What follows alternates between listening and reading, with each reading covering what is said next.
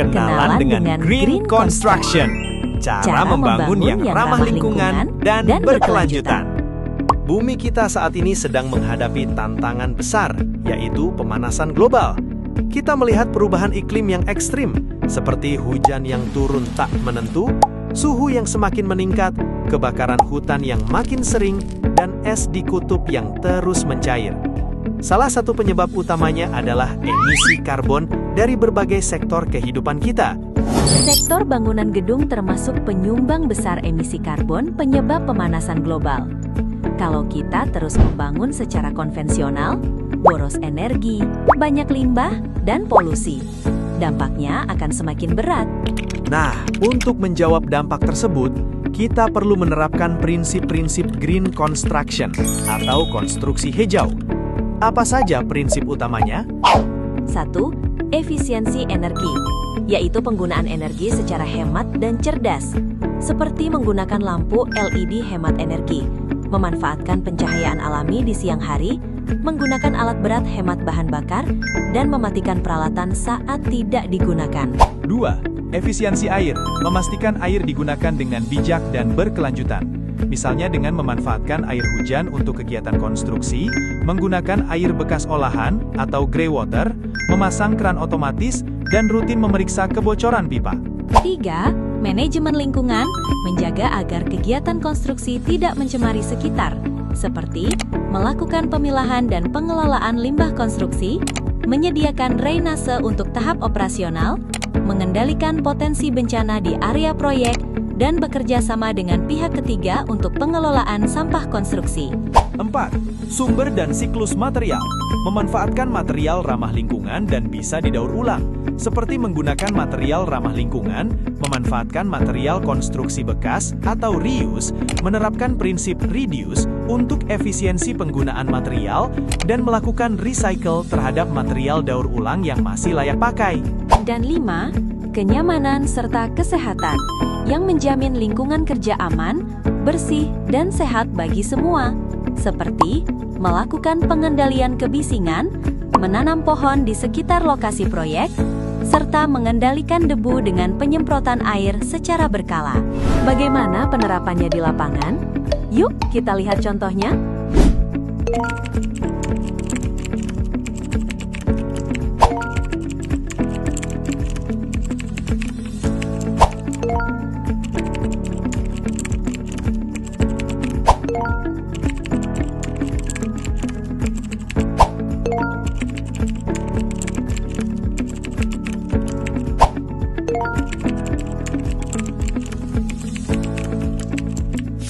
Setelah memahami pentingnya Green Construction, mari kita lihat bagaimana alur penerapannya di lapangan.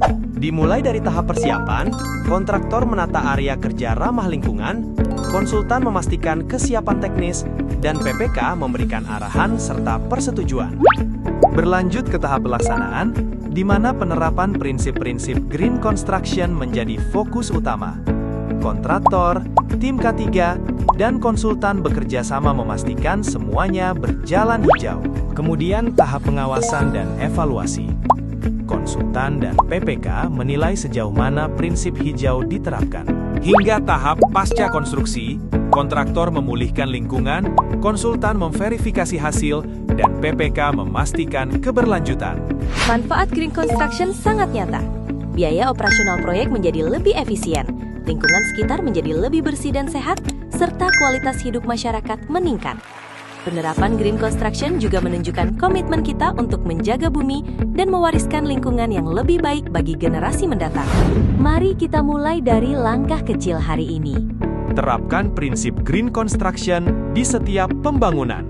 Bersama, kita wujudkan Morowali Utara yang sehat, cerdas, dan sejahtera. Dipersembahkan oleh Bidang Cipta Karya, Dinas PUPR PKPD Kabupaten Morowali Utara.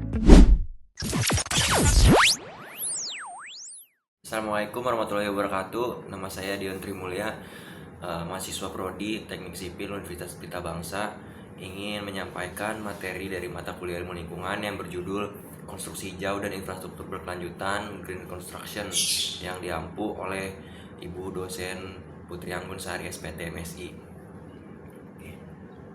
Pertama-tama apa sih itu green construction atau konstruksi hijau? Itu adalah metode pembangunan yang dirancang untuk meminimalkan dampak buruk terhadap lingkungan dan kesehatan manusia. Pendekatan ini tidak hanya fokus saat pembangunan didirikan, melainkan mencakup seluruh siklus hidup bangunan tersebut, mulai dari pemilihan lahan, tahap desain, proses konstruksi, operasional sehari-hari, hingga nanti saat bangunan tersebut dibongkar atau direnovasi kembali. Lalu apa sih urgensi dari konstruksi hijau ini? Pertama, ada krisis emisi global, proses manufaktur baja, semen, proses logistik, dan eksploitasi struktur konvensional memicu lonjakan karbon dioksida secara global. Lalu ada dampak urbanisasi. Peluang kawasan industri tanpa kendala hidrologi memicu terbentuknya efek urban heat island. Penurunan tanah akibat ekstraksi air tanah berlebihan dan hilangnya keanekaragaman hayati. Lalu siklus hidup bangunan hijau. Integrasi parameter kelestarian yang dilakukan pada setiap tahap, yaitu perencanaan dan desain, memaksimalkan orientasi bangunan terhadap lintasan matahari untuk meminimalkan beban pendinginan udara mekanis. Lalu ada metode konstruksi, meminimalkan sisa material di lokasi konstruksi dengan struktur modular dan prefabrikasi atau zero waste construction. Lalu ada tata kelola operasional yang mengoptimalkan efisiensi energi melalui integrasi otomatisasi sistem pencahayaan dan kontrol mekanikal pintar. Lalu selanjutnya ada inovasi dari material hijau. Seperti apa itu? Pertama, ada semen rendah karbon, yaitu geopolimer semen, teknologi pensistensisan aluminosilokilat yang memanfaatkan limbah fly ash tanpa melalui kalsinisasi batu kapur yang bersuhu ekstrim, mampu menekan emisi gas rumah kaca hingga 80% dibandingkan semen Portland konvensional. Lalu ada pemanfaatan faba. Apa sih faba itu? Faba adalah fly ash and bottom ash, yang memanfaatkan limbah abu halus pembakaran batu bara dari pembangkit listrik tenaga uap atau PLTU sebagai pengganti agregat mikrobeton. Lalu meningkatkan kekuatan tekan jangka panjang beton sekaligus mereduksi volume akumulasi limbah padat. Lalu ada efisiensi energi dan air. Teknik sipil merancang manajemen sirkulasi air terpadu melalui integrasi sistem rainwater harvesting atau pemanenan air hujan, guna meminimalkan limpasan permukaan dan merestorasi cadangan akuifer tanah lokal. Penggunaan material atap berkoefisien pantul termal tinggi serta struktur green roof atau atap hijau secara aktif memitigasi akumulasi panas matahari di dalam ruang operasional. Lalu tadi, apa sih itu rainwater harvesting atau pemanenan air hujan? Itu adalah metode atau sistem untuk mengumpulkan, menampung, dan menyimpan air hujan yang jatuh di permukaan, biasanya atap bangunan atau area-area tangkapan lainnya.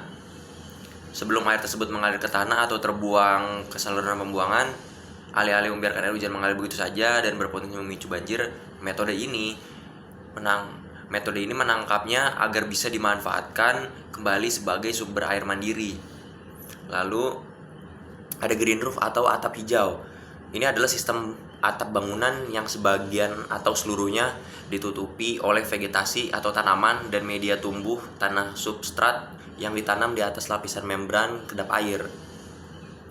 Bukan sekedar menaruh pot tanaman di atas dak beton, green roof adalah satu kesatuan struktur berlapis yang dirancang khusus agar tanaman bisa tumbuh subur tanpa merusak atau membuat atap bocor. Nah, di sini ada RS Siloam Lipo Cikarang menjadi salah satu pelopor fasilitas kesehatan ramah lingkungan tersertifikasi tinggi di Indonesia dengan mengedepankan manajemen sirkulasi udara bersih dan efisiensi energi. Cikarang didominasi oleh polusi termal dan polutan udara dari aktivitas industri berat. RS Siloam berhasil meraih predikat Green Ship Existing Building Platinum. Nah, di sini selanjutnya ada audit energi dan retrofitting system, yaitu melakukan penggantian chiller konvensional ke sistem magnetik berkop tinggi, memotong konsumsi listrik operasional hingga 25% sampai 30%. Pencahayaan disubstitusi total ke LED berbasis sensor okupansi. Nah, di sini ada juga manajemen kebisingan dan kualitas udara atau indoor health. Yang pertama ada desain tata ruang interior menggunakan material dengan kandungan volatile organic compound atau VOC rendah pada cat dan perekat. Yang kedua ada sistem tata udara menggunakan filter HEPA dengan laju sirkulasi udara luar atau outdoor air ventilation rate yang memenuhi standar ASEAN untuk menjamin sterilitas udara di tengah kawasan industri. Lalu yang ketiga ada sistem pencahayaan pintar dan penggantian lampu ke teknologi LED hemat energi. Yang keempat ada sistem tata udara steril bertekanan khusus dengan efisiensi konsumsi daya listrik tinggi. Metode pengelolaan ketat terhadap air limbah klinis guna mengeliminasi polutan sekunder. Nah, di sini juga ada Ion Mall Detlamas Cikarang. Terletak di Cikarang Pusat dengan luas bangunan masif yang berpotensi menyumbang limpasan air hujan ekstrim atau peak runoff. Jika menggunakan metode konstruksi konvensional, meraih sertifikasi Green Ship New Building Gold. Ion Mall Detlamas Cikarang, di sini ada rekayasa landscape dan konversi air tanah. Yang pertama ada luas area hijau atau softscape dan koefisien dasar hijau atau KDH dioptimalkan melebihi regulasi minimum daerah untuk memfasilitasi infiltrasi alami. Pembuatan kolam retensi raksasa atau retention pond yang berfungsi ganda sebagai pengendali banjir kawasan dan penampung air mandiri untuk pemeliharaan tanaman. Manajemen sampah konstruksi atau zero waste management. Yang pertama ada selama fase konstruksi sipil diterapkan pemilihan sisa material secara ketat. Lebih dari 50% sampah proyek atau potongan besi, tulangan, kayu backisting atau sisa beton dialihkan dari TPA untuk didaur ulang atau digunakan kembali.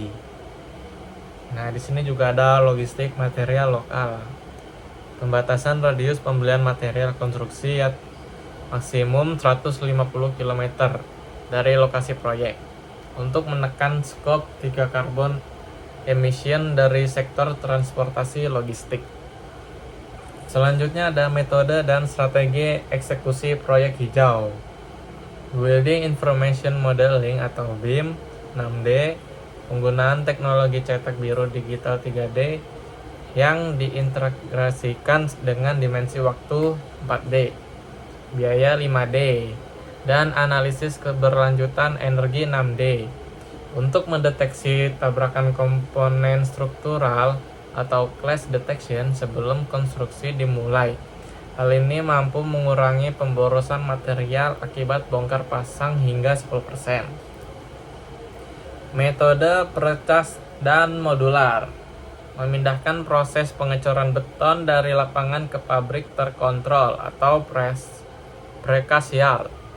Metode ini menghemat air pencampuran beton, mengurangi limbah backisting kayu, dan meminimalkan polusi debu atau particulation matter PM 2.5 dan PM 10 di lokasi proyek. Nah, di sini juga ada mitigasi lingkungan selama fase konstruksi. Pemasangan silt fence atau pagar penahan sedimen di sekeliling batas proyek untuk mencegah air hujan membawa lumpur galian ke saluran drainase Kota Cikarang. Ada juga fasilitas washboy, penyucian ban truk di gerbang proyek agar truk material tidak mengotori jalan umum dengan tanah yang memicu debu dan kecelakaan. Nah, di sini yang terakhir ada kesimpulannya. Green construction bukan opsi estetika, melainkan validasi kelayakan rekayasa jangka panjang yang memadukan parameter mekanis, kuat tekan, lendutan, dengan parameter lingkungan, jejak karbon, atau efisiensi air. Membangun infrastruktur yang kokoh secara mekanis namun merusak secara ekologis adalah sebuah kegagalan desain di abad ke-21. Oleh karena itu, green construction adalah bentuk evolusi tertinggi dari ilmu teknik sipil, sebuah metodologi yang memastikan bahwa kendalan struktural sebuah bangunan dapat berjalan selaras, tanpa harus mengorbankan daya dukung dan keberlanjutan biosfer di masa depan. Demikian penjelasan dari kami, mohon maaf apabila ada kekurangan. Wassalamualaikum warahmatullahi wabarakatuh.